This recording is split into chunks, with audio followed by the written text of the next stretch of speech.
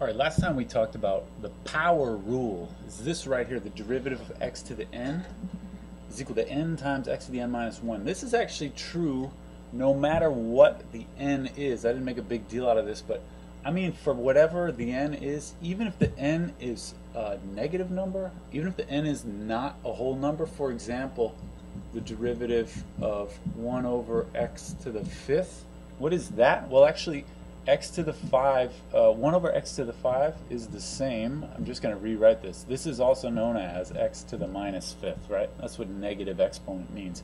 And so this derivative actually straight up is negative 5. Here's what you do. You bring the exponent down into the front, and then you decrease the exponent by 1. It becomes that, right? Minus 5. You decrease by 1, you get minus 6. So that's the derivative of that. You can also do something like this.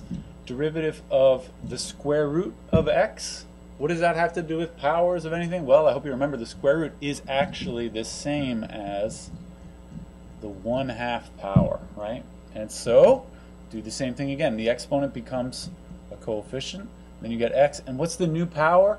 It is the old power minus 1. What is 1/2 minus 1? The answer is negative 1/2. All right? So that's the derivative of the square root of x. Pretty great, huh? It's great that you can do these without using the limit definition, because that limit thing is a real pain, the f of x plus h business, all right?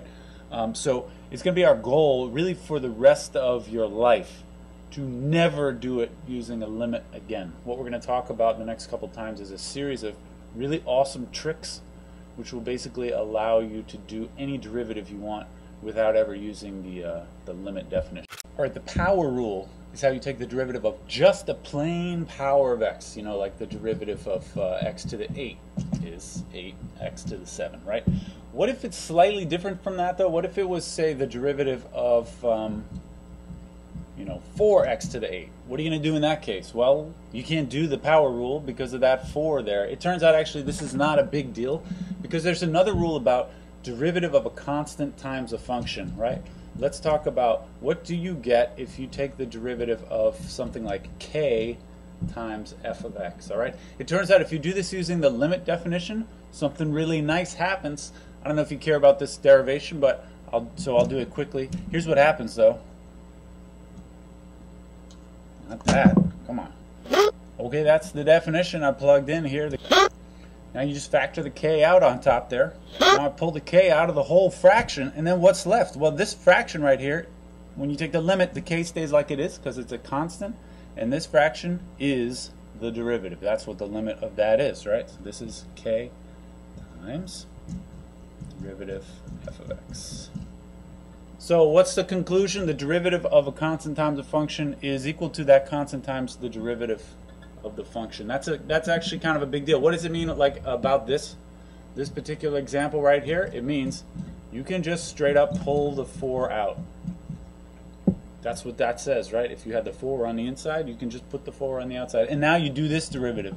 You get 4 times 8x to the 7, which is, that's 32x to the 7. All right? How do you like that? It means when you're taking the derivative of one of these guys, even if there's a number in front, you basically do the same thing. It's just that when the 8 comes down to the front, it multiplies onto the 4 and you get 32. Pretty good, right? There's another trick that's going to allow you to do lots more kinds of things. It's what about the derivative of two functions added together? Let's do that one too.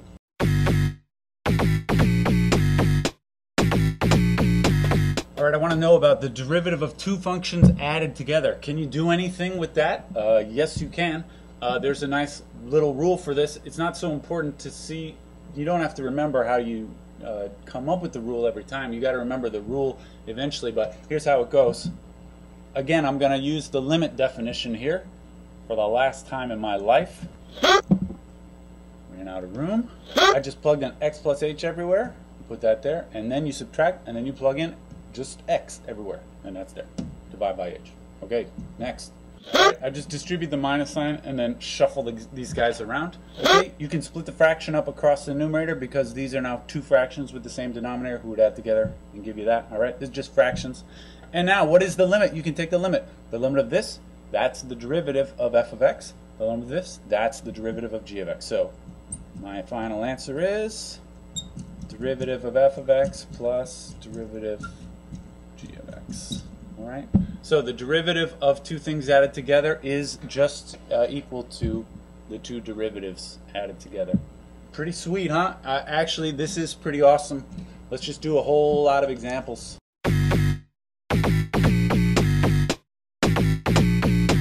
We don't really need to do a whole lot of examples because this is actually really easy. So, you know, what if I ask you, what's the derivative of 3x squared plus 7x minus 8x to the 5 plus 3? Well, first of all, we said that the derivative of a bunch of stuff added together, you can just add together each of their derivatives. So this will be the same as the derivative of 3x squared plus the derivative of 7x minus the derivative of 8x to the 5 plus the derivative of 3. That's because the rule we just did, the derivative of things added together is equal to those same things you add their derivatives together. The same works for subtraction here. Here I did with subtraction. All right. Now what can you do? Well, these ones, we already talked about each one of these is a constant times the power of x, and so you can use the power rule. You just leave that constant there. When the 2 comes down, it multiplies onto the 3, and I got 6x to the 1, right? Next, 7x. What's the derivative of a constant times x? We did that last time. It's just 7. The x becomes a 1, basically. Here we get minus, and now the derivative there, you multiply the 5 by the 8, you get 40x to the 4. And then here, what's the derivative of just a constant by itself? The answer is 0. So the answer is 6x plus 7 minus 40x to the 4. All right? This one, you know, I wrote out a bunch of steps, but if you were doing this in your real life, I would expect you to just do this in your head. You can just go down the line here. Each time you do the power thing, here you're going to get 6x, which is there. Here you're going to get 7. Here you're going to get the 40 times the x to the 4, so minus 40x to the 4. And that's a constant, so the derivative is 0. That's it. That's how we do it. Let's just try one more. Okay, how about this one? This one's a little more complicated. The most obvious thing, well, I guess two things. The square root is slightly more complicated, and then the dividing by x to the 5. The square root actually is not a big deal. You should, basically, at all times in calculus, it's not very helpful to write a square root sign. It's almost always a good idea to translate this into a 1/2 power. So let's just start with that. All right, now what? The issue here is the division by x to the 5. This actually is kind of a big deal. In particular, it is not allowed to just take the derivative across the top and then take the derivative on the bottom. All right? You'll get something, but that something will not be the right answer. The only things you're allowed to do like that, just take the derivative through everything, is if they're just added together or multiplied by constants. But if you have division like this or multiplication of two functions together, it's not so simple. There are rules for that, but this is not the time. We're going to talk about that eventually. Anyway, you can do this without doing those fancier rules.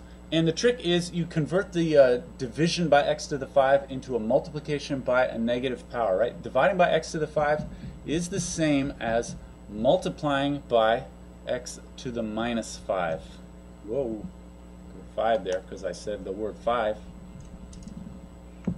Should it be a 6, and now plus 3x to the 1/2, right, minus x to the 5. Okay, and instead of dividing by x to the 5, that is the same as multiplying by x to the minus 5, all right? What's the point of doing that? I didn't take the derivative yet. I'm just rewriting the inside the same. This is the same on the inside of the derivative, right? Eventually we're going to rewrite it until it's easy to take the derivative. What's the point of that? Now we can distribute the multiplication. And if you remember a little something about exponents, you're going to be feeling great after this step, right? X to the minus 5 times x to the 6. How do you handle exponents when you are multiplying powers of x? The answer is you add the exponents. So here it's going to be x to the 6 plus x to the negative 5 ends up being an x to the 1. In other words, x, right? The next one, plus 3, it's going to be x to the 1/2 and then x to the minus 5. You got to do 1/2 minus 5. This would be x to the minus 4.5, right? I put 4.5. And then here, x to the 5 times x to the minus 5 is going to be 1, right? It's x to the 0 if you subtract the exponents, but x to the 0 is 1. Okay? Now this looks great though. This is now a bunch of powers of x added together, and so you can just take the derivative now. The derivative of x is 1. The derivative here, I multiply negative 4.5 times 3, that's, I guess, whatever 3 times minus 4.5 is. I don't care so much what that is. If you really care, you can plug that into your calculator. And then minus 1, the derivative of a constant is 0. So that's it. This is the derivative, all right? This is just a little trick. There's other ways you can think this through, and it's fine with me, however you want to do it. You could say cancel out everywhere here by subtracting exponents, whatever you want to do. I think this is one way to write it. All right? I think that'll do it. So at this point, you can take the derivative basically of any polynomial and of a lot of things that don't necessarily look like polynomials. This doesn't look like a polynomial, although it turns out to be the same as that. Basically, anything made up of powers of x with coefficients added together, you can take the derivative without using the definition of the limit. All right, this is obviously much easier than doing that limit thing with the h's on these crazy functions here. All right, that's all.